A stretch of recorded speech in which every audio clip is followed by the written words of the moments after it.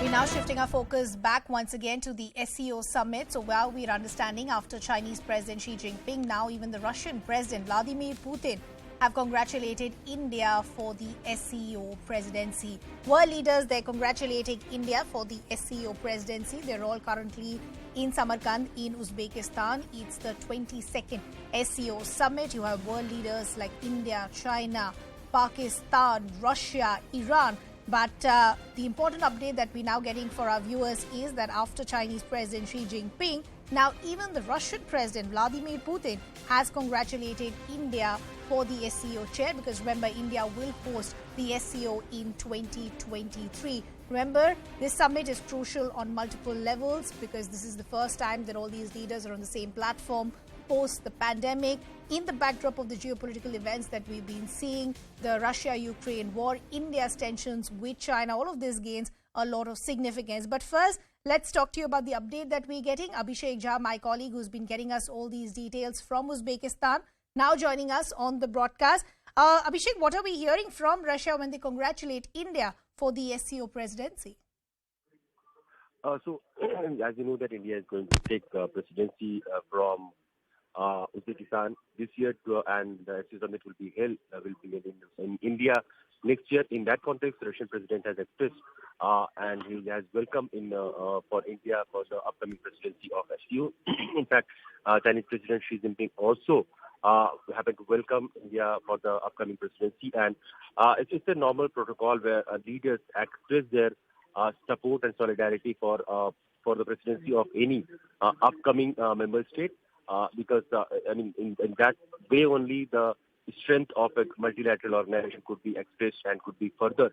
And in that way, coming from Russia and China, this has a huge meaning as well, because we know that Indian Prime Minister and Xi Jinping, Chinese President, they are not having any formal bilateral meeting or informal talks on the silence of SCO, and but still Chinese President has tried to express his positivity and his congrats for the upcoming presidency of India in next year 2023 for SCO. Abhishek, could you also quickly talk to us about the agenda for the day for the Prime Minister and for India? So Prime Minister Modi has a second round of inclusive meeting of all the member states, then dialogue partners, then guest state and the observer countries who have been invited to attend this SCO summit. And in that meeting, Prime Minister had underlined two major points. One was about the health and wellness of the global population and what could be the additional input taken from the traditional way of medicine that India can provide to the SCO member states, and SCO can themselves also explore their own wealth of inherited knowledge about this traditional medicine. Second point was that Prime Minister tried to emphasize and underline the importance of millets as an alternative for the current crisis of food that we are witnessing around the globe. The supply chain issue that has created a scarcity of essential commodities, including food items, that can have an answer hidden in the production of millet, and if that is expanded, a sustainable supply chain of food commodities can be enhanced. Also, Prime Minister has emphasized that the connectivity through Central Asian countries should be enhanced, and in that context, he has, in a way, tried to also in picture. Pakistan did not allow Indian human assistance, road and border. So these type of things are the roadblocks that can stop SCO from achieving this collective goal, and this should not hinder the progress of this organization as a collective platform.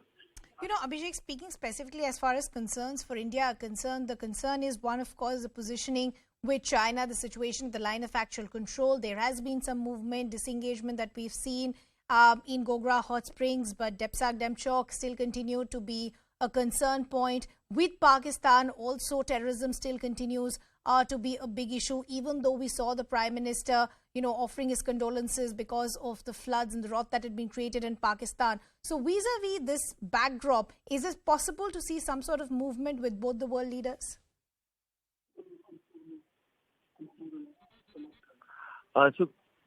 So clearly there has been some progress that has been made on the issue of line of actual control, where the disengagement of troops has happened in the recent times. But we do not know if the recent developments would also push for a bilateral exchange between Prime Minister Modi and President Xi Jinping. If it happens, it will be a very Abhishek, I fast